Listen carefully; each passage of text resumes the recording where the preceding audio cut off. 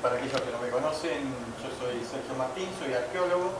He trabajado desde prácticamente el año 2001 en la provincia de La Rioja, siempre vinculado a la ocupación imperial inca aquí en estos territorios, en estas latitudes, ¿no? Desde el año 2014 estoy trabajando en el Instituto Nacional de Antropología y apoyando todo este proceso que narró Ana, que comenzó por allí en el año 2003. Nosotros comenzamos a trabajar incluso un poco antes todavía de que se comenzara a implementar este programa Capañán, que venía importado, y por eso le pusieron ese nombre, Ana, que vos decís, Capañán, de Perú, el camino real o principal andino, que en voz quichua estaba representando la unicidad, ¿no? Y la expansión y el peso hegemónico inca a lo largo de todos estos países que mencionaba. Bueno, vos no mencionaste los países desde Colombia hasta aquí, hasta el sur de Argentina y Chile.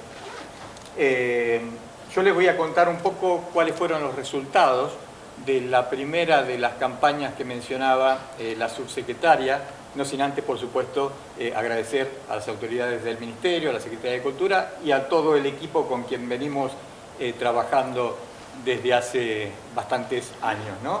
Con diferentes gestores, con diferentes profesionales, algunos vinculados a la provincia, al ámbito de la administración pública, como la subsecretaría, antes Dirección de Patrimonios y Museos, pero también con gente de la Universidad Nacional de La Rioja. Aquí tenemos a Alicia Leiva, con quien compartimos por ahí trabajos interdisciplinarios desde el punto de vista geológico, porque ustedes saben que en arqueología, como en la mayoría de las disciplinas científicas, uno trabaja, interactúa con investigadores de diferentes disciplinas para tratar de recomponer, en este caso, el pasado. Y les decía que les voy a contar un poco los resultados de este primer trabajo realizado en abril, pero antes les tengo que dar un poco la situación contextual. ¿Por qué los incas fueron, ¿no? El mayor imperio que se expandió a lo largo de América Andina? ¿Cómo han llegado y cómo llegan aquí a la Sierra de Famatina para luego tratar de entrar directamente en el tema? Y bueno, fíjense que cuando estaba armando por ahí las diapositivas me di cuenta que hoy se cumplen, casualmente un 15 de noviembre, se cumplen 490 años de la caída del imperio a manos de Francisco de Pizarro, cuando entra al Cusco y encuentra una sociedad imperial que estaba media debilitada civilmente, socialmente. Dos hermanos, Huáscar y Atahualpa, tenían problemas políticos y Francisco de Pizarro, con 167 personas nada más, pero con bastantes adelantos tecnológicos y tácticas, comenzaron a diezmar y a cerrar la ciudad de Cusco, y este día se produce precisamente la caída del imperio más grande de la América precolombina, que fueron los Hijos del Sol o los incas. La que sí. Un imperio que se expandió por miles de kilómetros desde Colombia, Ecuador, Perú, Bolivia, parte de Argentina hasta Mendoza y el centro de Chile, tomando como eje la cordillera de los Andes, tanto en su vertiente oriental como occidental, con lo cual se imaginarán ustedes que tiene una diversidad tremenda de paisajes, desiertos, yungas, selvas, altas montañas, valles y quebradas, como tenemos por ejemplo aquí en la Sierra de Famatina. Dividida en 4 provincias o capitales imperiales que estaban desarrollando una estrategia administrativa para que los incas pudieran expandirse y consolidar su expansión, ¿no? La que sigue. Más de 55.000 kilómetros lineales de caminos expandidos a lo largo de todo ese territorio que habían conquistado los incas, ocupando de norte a sur y este a oeste, es decir, todo un entramado de caminos, de redes viales, en esa amplia diversidad de ambientes andinos. Y fíjense ustedes que abajo está señalado, dentro de la provincia más meridional de los incas, el Colley Suyu, está el lugar al que nosotros nos vamos a referir, la Sierra de Famatina. La que sigue. Una unidad que ya la conocen ustedes, una unidad orográfica que prácticamente se podría decir que representó una especie de faro para todas las poblaciones locales.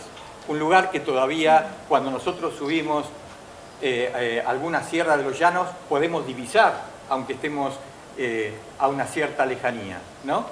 Y eso fue realmente singular para que los incas la tuvieron allí en el eje de su gestión expansionista. Y comenzar un poco ese proceso de consolidación territorial en toda la provincia, ¿no? La que sigue. Si nos ponemos a preguntar por qué los incas se expandieron, generalmente se han manejado dos perspectivas, ¿no? Una perspectiva que está más vinculada a lo material, una perspectiva que dice que los incas se expandieron tratando de buscar aquellos sitios neurálgicos en donde hubiera recursos naturales para explotar, por ejemplo la minería, ¿no? Y también poblaciones locales, mano de obra que ellos pudieran, con lo cual pudieran explotar esos recursos naturales, ¿no? Esta perspectiva fue un poco la que se ha tomado para la Sierra de Famatina a partir de la década del 20, del 30 en adelante, hasta prácticamente la década de los 80, casi diría yo comienzos del siglo XXI, ¿no? ¿Por qué? Porque siempre se ha dicho, y en los libros de historia de autores riojanos vemos que los incas se expandieron y llegaron a La Rioja en búsqueda de los recursos minerales que tenía el Famatina y que allí tenían grandes asentamientos donde explotaban las minas, ¿no?, del Famatina. La que sigue. Y otra perspectiva que es un poco más actual, ¿no?, que tiene en cuenta,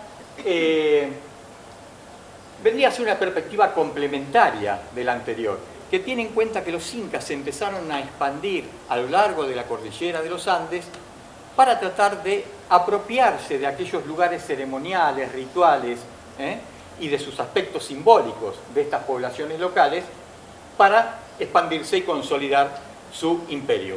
Por supuesto, a veces también ocupando esas regiones naturales con recursos naturales que también a ellos les interesaban, obviamente, ¿no?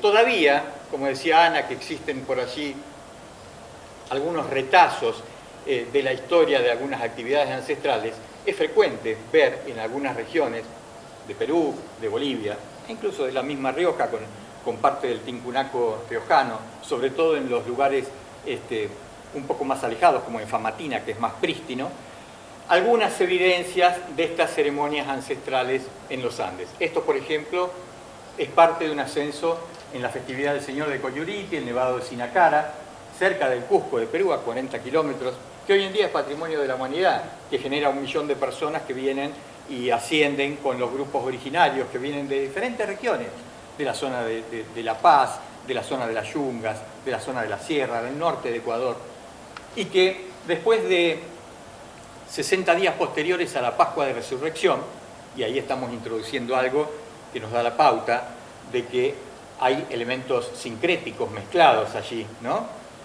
doctrina católica y religiones ancestrales, ascienden con diferentes motivos. En algunos casos toman la misa católica a 4.500 metros en una capilla, pero luego de eso, a las 3 de la mañana comienzan a ascender y a realizar diferentes tipos de actividades. Ahora, en la actualidad, porque siempre el tema de las procesiones es muy dinámico, ¿no?, van cambiando con el correr del tiempo. Por ejemplo, en la década del 70, iba la gente a buscar bloques de hielo del nevado permanente, porque decían que el bloque de hielo tenía poderes sanadores, ¿no? A medida que hemos entrado en esta etapa de achicamiento de los glaciares a nivel mundial, como estamos viendo hoy en la actualidad, la gente de Ambiente de Perú dijo, no saquemos más hielo porque ese glaciar va a desaparecer y se van a perjudicar las comunidades de pastores que están en la zona. Entonces cortaron la subida para que extraigan hielo, controlaron las autoridades del Ministerio de Cultura de Perú, pero les digo que son muy dinámicas estas procesiones porque se reinventó y ahora en la actualidad, por lo menos hasta ahora, hasta junio de 2015, suben algunos jóvenes que hacen ritos de transición de la pubertad a la adultez. Van y suben a los 5.200 metros, meten las manos en el hielo y aquellos que aguanten más ya están preparados para pasar a la etapa adulta, ¿no? Bueno, pero lo cierto es que todo esto está simplemente corolando una historia que viene desde la época inca y supuestamente pre-inca de las poblaciones que estuvieron ocupando estas regiones. Entonces, en la actualidad, valiéndose un poco de estos elementos y de aspectos que tienen que ver con el registro arqueológico, muchos investigadores están viendo que los incas aparentemente pudieron haber explotado simbólicamente todos los paisajes de las poblaciones locales. La que sigue, por favor. Y nosotros estamos trabajando en el área del patrimonio mundial, no únicamente en la localidad de Famatina, sino en Vinchina, como decía Ana, ¿no? Vinchina también tiene una espacialidad inca muy marcada, con sitios arqueológicos, con cultura material, como estos vasos pesqueros ceremoniales incas que están depositados en el Museo de Vinchina, ¿no? Y la que sigue. Y con innumerables sitios que están jalonando por allí la presencia inca en un sector que es más bien de tránsito, ¿no?, hacia la zona chilena y hacia la zona del Cuyo, de San Juan y Mendoza. Por ejemplo, Mudaderos es un sitio que está representando la espacialidad inca allí en el lugar, es un sitio que está prácticamente en tercer o cuarto lugar dentro del ranking de sitios arqueológicos incas en la provincia de La Rioja, tomando en cuenta las dimensiones o el tamaño, y que creo que posiblemente comience un proceso de patrimonialización en los próximos... Proyecto del BID. Bueno, un proyecto del BID para patrimonializar este sitio que también está en una situación bastante sensible porque está cerca de la ruta internacional a Chile, porque prácticamente no se ha investigado. Nicolás de la Fuente en el año 1965, un arqueólogo riojano, lo detectó. Después Schobinger pasó por ahí, otro arqueólogo cuyano. Nosotros hicimos un plano por ahí en el año 2001, pero nunca se investigó sistemáticamente. Entonces, a partir de ahora posiblemente comience a investigarse para que se pueda darle un valor de uso social acorde a lo que representa un sitio que esté asociado al Capañán, ¿no? La que sigue. Pero ahora, más allá de toda esta espacialidad inca a lo largo de toda la Sierra de Famatina, nos focalizamos fundamentalmente en el subtramo Corrales-Las Pircas, que es el tramo que ha sido nominado como Patrimonio Mundial. La que sigue. Y anda pasando nomás. A través del tiempo hemos ido realizando diferentes tareas de prospección, como les decía, relevando fundamentalmente el camino inca y los diferentes sitios que estaban asociados al Capañán. Caminos despejados y amojonados, con hileras de piedra, caminos en zigzag para tratar de resolver las diferentes pendientes complicadas que existen en ambas laderas, como pueden ver, de la Sierra de Famatina. Nos fueron demostrando algunos artilugios que hicieron realmente exquisitos los incas, como por ejemplo estos artilugios ingenieriles para caminos con drenes o pedraplenes, que son una especie de pseudopuentes que se utilizaban para que las escorrentías en lugares con mucha pendiente no te rompieran el camino. ¿Por qué? Y porque era muy laborioso trabajar en estos lugares para mantener el camino cuando estás arriba de los 4.500, 5.000 metros de altura. Necesitabas mano de obra calificada, que estuviera pernoctando, que estuviera viviendo, eso genera recursos y el apoyo logístico es bastante importante para el imperio. Escalones tallados en las rocas, por ejemplo, en la cuesta del Inca. Es decir, todo este conjunto, ahí paramos un minuto, todo este conjunto de sitios viales, ¿no?, eran muy semejantes a la mayoría de los sitios del noroeste argentino, que están ubicados en Salta, en Jujuy, en las provincias que mencionaba Ana, ¿no?, en Mendoza, en San Juan, en Tucumán. Relevamos un innumerable número de sitios, detectamos 41 nuevos sitios, no sitios grandes, sitios medianos, sitios pequeños, ¿no?, que estaban ubicados dentro de ese entramado vial. Y porque nuestra idea era trabajar, digamos, desde una perspectiva regional en lo holístico, ¿no?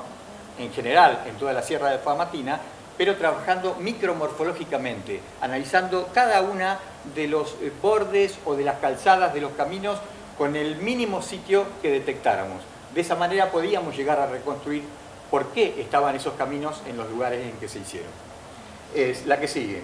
Y también detectamos 11 nuevos subtramos de caminos que en líneas generales estuvieron completando, ¿no?, una idea más acabada de la cantidad de caminos incaicos que tenemos en el noreste argentino. Hasta el año 80 prácticamente se creía que teníamos 2.500 kilómetros lineales de caminos, y cuando con el doctor Bárcena, un colega que trabaja en la región de Vinchina, publicamos un artículo en donde cuantificábamos 1.000 kilómetros de caminos cuadrados, esa progresión para todo el noroeste y el centro-oeste argentino, Mendoza y San Juan, se amplió enormemente. Digamos, La Rioja marcó allí un cambio en cuanto a esta cantidad lineal de kilómetros y por ende una mirada de atención para todos los investigadores que estaban en otras provincias y hicieran relevamientos como el que estábamos haciendo en la provincia. La que sigue. Y en todo esto que les estoy diciendo, la cantidad de sitios, los espacios, los diferentes tipos de caminos, no encontramos ninguna evidencia que apuntara a esa primera perspectiva que se decía de explotaciones mineras por parte de los incas en La Rioja. Recorrimos las áreas neurálgicas mineras. En ese momento recuerdo por allí con la gente de la Dirección Provincial de Minería, el señor de Pringles era, bueno, con él comenzamos a trabajar, no puedo acordar el apellido ahora, director provincial de minería, bueno, y con los siguientes directores, revisando los archivos de los pedimentos o de los distritos mineros antiguos para ver si encontrábamos, aunque sea una sola evidencia, de que los incas habían estado interesados en las minas del Famatina. Cuando decía, nos sumábamos a la gente de minería, cuando ellos iban a hacer los cateos, los relevamientos nuevos, las mensuras de minas, nosotros íbamos con unos objetivos arqueológicos y no detectamos nada. Es más, los caminos incaicos están ubicados no en esta región neurálgica de la minería, explotada ya a partir del siglo XVIII, sino que están ubicados más al norte, en el área de los Corrales, más ubicándose hacia el norte del departamento Famatina, hacia el lado de Angulo, ¿no? Y no había ninguna evidencia de ocupación inca. La que sigue. Sí, en cambio, apareció una categoría de caminos que era extremadamente rara y que no la habíamos detectado nosotros, la detectó Juan Schobinger en el año 66, ¿no? Pero que nosotros cuando vimos esos caminos comenzamos a dudar qué es lo que está pasando con un camino doble, y comenzamos a ver cuáles eran las hipótesis que se manejaban.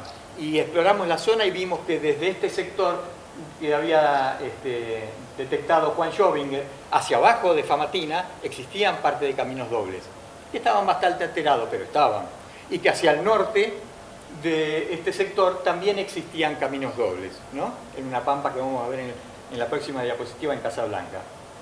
Y fíjense ustedes, comparen, en 1963 una foto sacada por Björk Anigris, un integrante de la expedición de Schobinger, los caminos dobles con una pampa limpia que no afectaba visualmente, no impactaba, y ahora en el 2018 o en la actualidad estas 4 trazas que, bueno, se fueron haciendo a lo largo de diferentes momentos históricos del departamento Famatina, cuando todavía no existía un trabajo mancomunado por parte de organismos e instituciones civiles, científicas e interés por el Capañán, ¿no?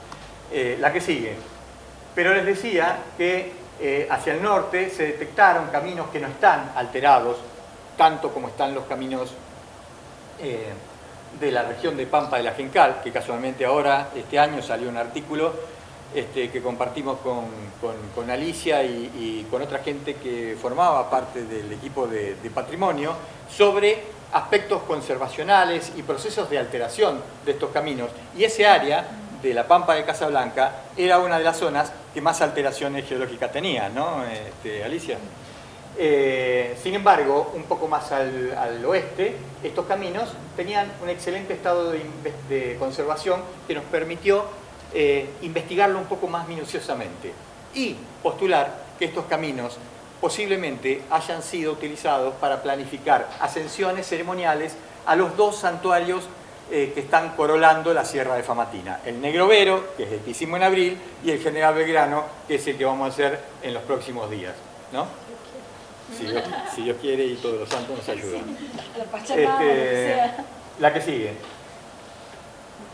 Y no es alocado pensar que cuando existen estructuras duales, estas estructuras paralelas, estos caminos, tengan que estar atados a una cuestión patrimonial religiosa, digamos.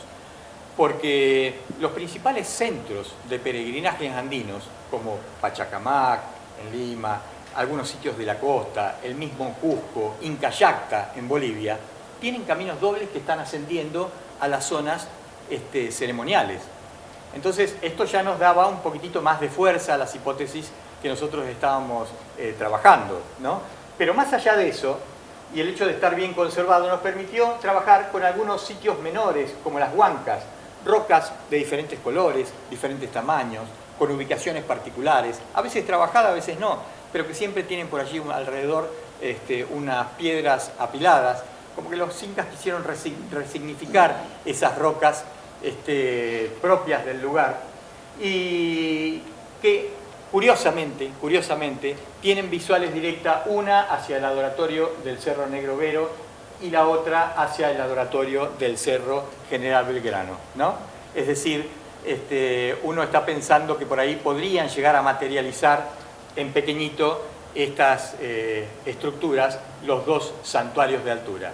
¿Qué se encuentran arqueológicamente? ¿Qué tipo de registro tienen las huancas? Bueno, depositaciones, incineraciones de ofrendas que realizaban quienes estaban ascendiendo la zona de la sierra, ¿no?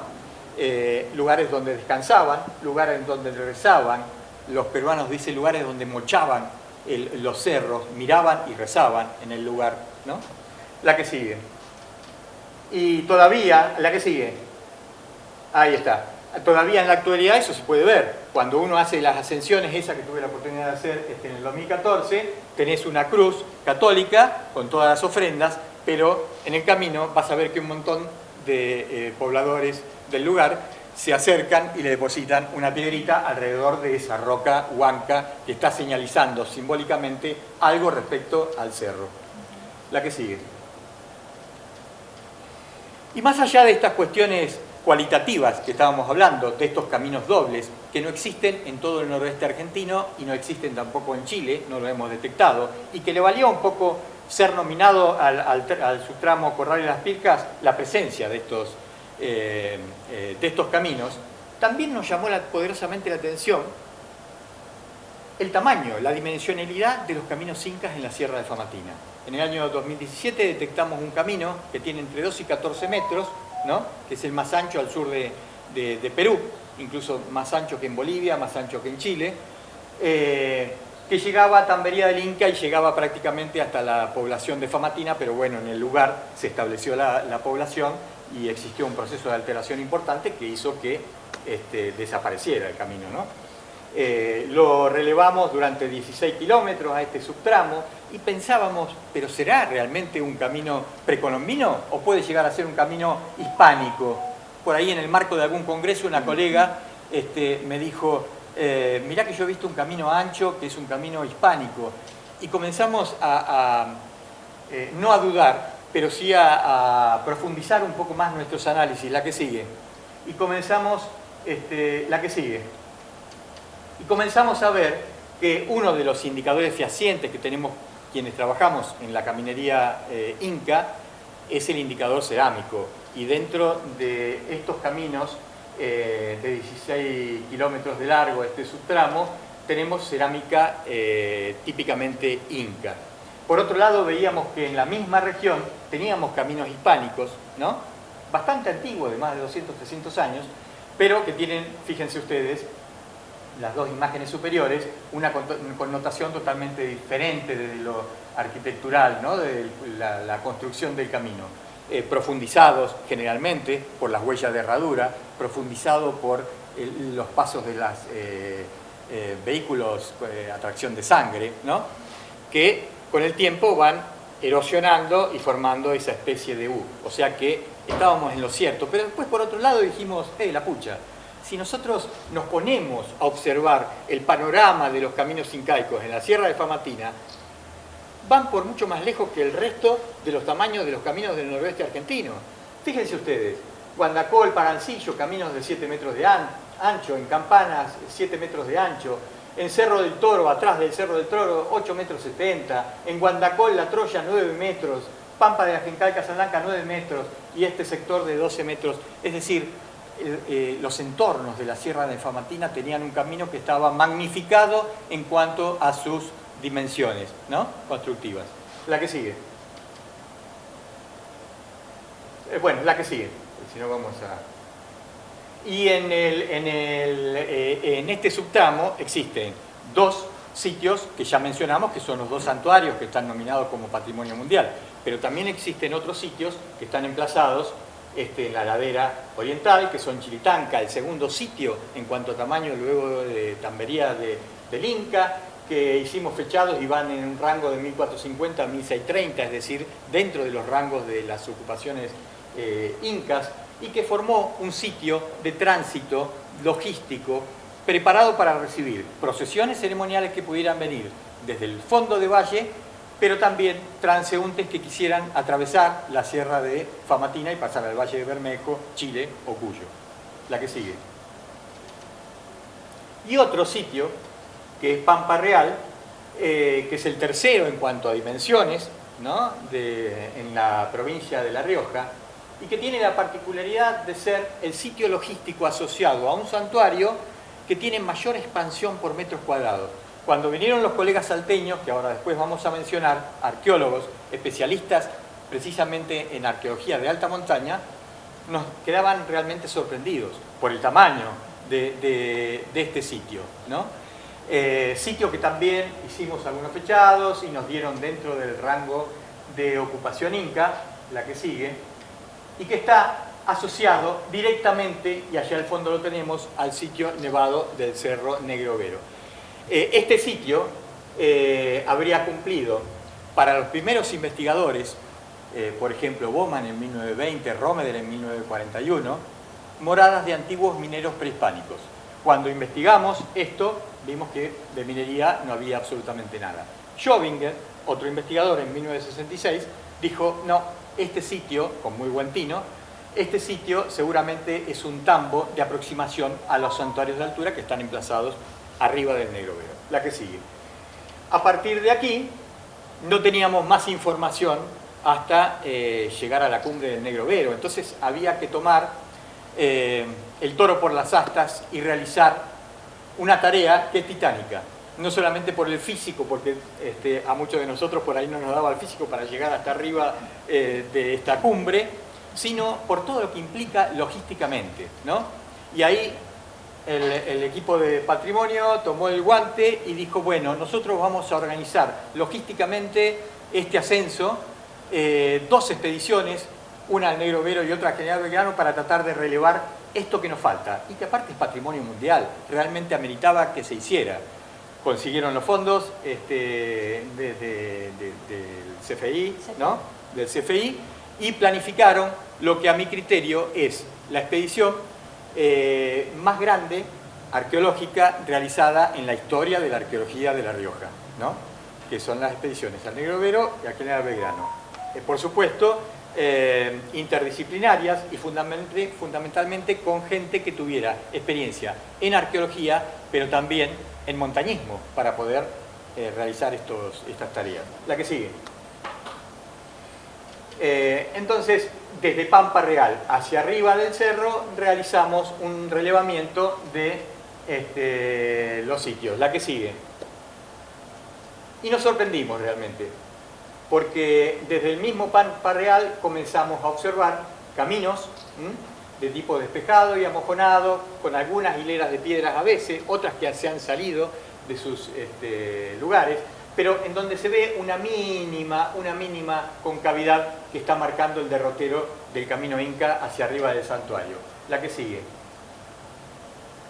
Allí estamos tratando de marcar un poco el área de un camino que nos sorprendió. Nos sorprendió en cierta medida a nosotros, a los colegas salteños nos sorprendió más por el tamaño, porque es un camino de 5 metros. Dentro de los 221 santuarios de alta montaña que están esparcidos desde Ecuador hasta aquí, hasta Argentina, este es el que tiene caminos más anchos. Entonces, está mostrando un poco una correspondencia con los caminos anchos que también estamos encontrando nosotros en las diferentes áreas de la Sierra de Famatina, ¿no? La que sigue. Con estructuras viales propias de momentos incas, estas estructuras que servían para apoyo logístico, algunos dicen Chalchihuasi, otros dicen para puestos de control, la que sigue, asociadas ahí al borde del camino, y con las huancas, la presencia de las huancas, diferentes a las 2 huancas rosas que vimos en la zona baja de Pampa de Casablanca, pero cumpliendo más o menos la misma función. Lugares donde se descansaba, se realizaba por allí una ofrenda y que también te servía para tratar de medir logísticamente cuánto me faltaba para llegar a empezar a subir el último tramo, ¿no? Eso es prácticamente, esa huanca 2 está a 4.900 metros de altura y a partir de allí ya empieza un ascenso que es bastante complejo. Estas cuestiones espaciales, de la espacialidad logística de ascenso, los incas las tenían en cuenta. Y más allá de ser elementos simbólicos, también eran elementos prácticos para poder orientarse y poder ascender en la montaña, ¿no? La que sigue. Y bueno, detectamos algo que no estábamos acostumbrados. Siempre envidiábamos por ahí nosotros a los peruanos cuando veíamos una foto de los caminos que tenían totalmente adoquinados, ¿no? Muchos de los que vemos en la actualidad en la zona peruana están totalmente reconstruidos, obviamente. Aquí no, han pasado 500 años y estos caminos, una vez que el imperio colapsa, directamente no tuvo ningún trabajo de manutención por parte de los equipos viales del Capañán en esa época. Pero son caminos que están completamente adoquinados justamente para tratar de que la gente no se moje sus pies, para poder ascender. Quienes estamos aprendiendo por ahí de los montañistas vemos que si hay algo que es fundamental son las botas, los botines, porque sabemos que con temperaturas que alcanzan por ahí no sé, de día supongamos unos 10 grados bajo cero, si tenemos los pies mojados seguramente no vamos a poder llegar a destino, en este caso a subir a las plataformas ceremoniales, ¿no? Entonces por eso realizaban con tanto esmero este tipo de construcción vial. La que sigue. Bueno, otra vista en otro sector de Las Vegas, que hoy en día están bastante secas, pero por supuesto, de acuerdo a los pulsos climáticos ordinarios de la historia, ¿no?, de la región, por ahí podemos llegar a tener épocas en que está totalmente lleno de agua y por lo tanto era fundamental tener este tipo de estructura. La que sigue. Bueno, allí midiendo, Ayelén y Cristian Vitri están midiendo parte de un sector adoquinado sin desagüe. En algunos sectores aparentemente habría algunos canales de desagüe, pero tendríamos que excavar este camino para poder realmente poder dar cuenta de ello, ¿no? La que sigue. Y simplemente mostrar por allí esas flechitas están marcando las rocas planas, algunas seleccionadas ex profeso por ellos y otras trabajadas por los picapedreros incas para tratar de realizar una plataforma lo más plana y horizontal posible, ¿no? La que sigue. Por supuesto todo esto es muy dinámico, estamos hablando de un lugar de alta montaña que como vemos tiene muchos desniveles que están marcando las flechitas esas, ¿no? Y eso con cada lluvia, con cada nevada produce derrumbes, ¿no? Derrumbes coluviales, que eso es lo que presentamos justamente con Alicia, y están marcando un solapamiento, están obstruyendo el camino inca, ¿no? Entonces, por otro lado, existía en un determinado momento un glaciar permanente, hay todos rastros de un circo glaciario ahí, que también tiene una geodinámica muy importante. Cuando en verano se empiezan a derretir un poco esos glaciares, te avanzan, te barren con todo y se llevan las morrenas glaciarias que pueden tapar el Capañán. Con esto, ¿qué estoy queriendo mostrar? Que realmente fue muy significativo el esfuerzo y por ende el interés que tuvieron los incas para poner equipos viales que estuvieran manteniendo toda esta estructura caminera, ¿no? La que sigue. Parte, bueno, del campamento y de la logística, que fue bastante compleja porque eran como 5 o 6 vehículos, todas las carpas para en algún momento tener a 30 personas ahí trabajando. Los caminos... ¿Cómo? Un frío del loco. Un frío, sí, un frío considerable en la zona, la que sigue.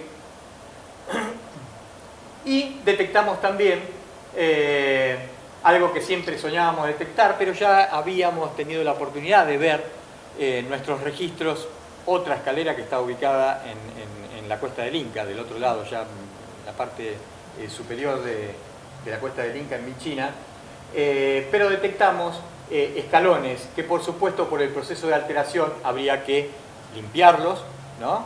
Acomodarlos y realizar un trabajo de conservación acorde a lo que el Capañán realmente merece. Escaleras con descanso y algunos escalones con peldaños sin descansos, ¿no? Que están marcando escalinatas para tratar de sobrellevar por allí los intensos desniveles sumado a la altura que te está generando una actividad física extrema para poder subir. Perdón. La que sigue, por favor. Detectamos algunas herramientas viales, ¿no? Que utilizaban esta roca de basalto, que simplemente servía para tratar de regularizar el terreno y poder colocar las piedras planas en este espacio e ir consolidando los escalones. La que sigue. Y bueno, y vemos allí la parafernalia de la logística inca. Ustedes no saben lo que cuesta realizar esto, que son terraplenes, dobles muros laterales y todo un relleno de tierra de más de 1 metro para luego horizontalizar ese espacio con piedras planas y hacer una verdadera calzada, ¿no? Esto ya en la parte, en el tramo prácticamente superior, antes del ascenso al santuario de alta montaña. La que sigue. Bueno, entonces un poco sabemos que las poblaciones precolombinas, incas y preincas, adoraban las montañas. ¿Por qué adoraban las montañas? Sobre todo aquellas montañas nevadas. Porque eran fuente de vida, porque eran con quien iban a depender para darle agua de beber a sus rebaños, aquellos que eran pastores, o para regar sus áreas productivas, aquellos que eran agricultores. Eran verdaderos faros que te permitían orientarte en el entorno regional, sobre todo en una sociedad como la inca, que recorría miles de kilómetros y por sobre todas las cosas, las montañas, la altura de las montañas, representaban eso, ¿no? Un espacio temido, venerado, en el cual los incas podían interactuar con sus deidades, fundamentalmente con sus deidades solares, con el sol, que era su máximo referente religioso. Estos dibujos, bueno, de Huamampoma y de Martín de Murúa están reflejando un poco ese rol de huaca, de lugar sagrado que tenían los incas para con estas formaciones. La que sigue, por favor. Y si nos ponemos a realizar una observación, y ya para terminar, vemos que la Sierra de Famatina tiene una especie de círculo que está rodeando prácticamente las áreas de altura, las áreas de alta montaña. Está circunscribiendo los santuarios del Negro Vero y del General Belgrano. Estudios anteriores de algunos colegas han mostrado que se ha utilizado el camino inca para tratar de delimitar por allí espacios simbólicos, espacios limítrofes, espacios de áreas productivas con áreas que no eran productivas. En este caso, nuestra propuesta fue que los incas, aquí en la Sierra de Famatina, trataron de generar una espacialidad que metafóricamente está diciendo: este área es un área inca, este área está reservada para el imperio de los hijos del sol. Tienen interés el Negro Vero y el General Belgrano, y tanto los diferentes datos, cuantitativos como cualitativos, están mostrando que están todos en función de ello, ¿no? Esto ha sido un poco parte de nuestros trabajos, nuestra tesis de doctorado que presentamos hace algunos años. La que sigue. Y ya así para terminar, y aquí estamos una parte nada más del equipo, pero éramos muchos más, que estaba constituido por funcionarios de aquí de la provincia, por arqueólogos especialistas en alta montaña, por guías de montaña de Famatina, por las unidades de gestión local que mencionaba Ana, por miembros de la comunidad y de la municipalidad de la Sierra de Famatina, arquitectos especialistas en conservación y algunos guías de alta montaña locales y bueno, por supuesto la gente de gestión y producción audiovisual que nos dio una mano tremenda con toda la tarea fílmico-fotográfica, ¿no? A nosotros que por ahí no somos tan duchos y tan cancheros para eso. Bueno, era eso más o menos lo que tenía para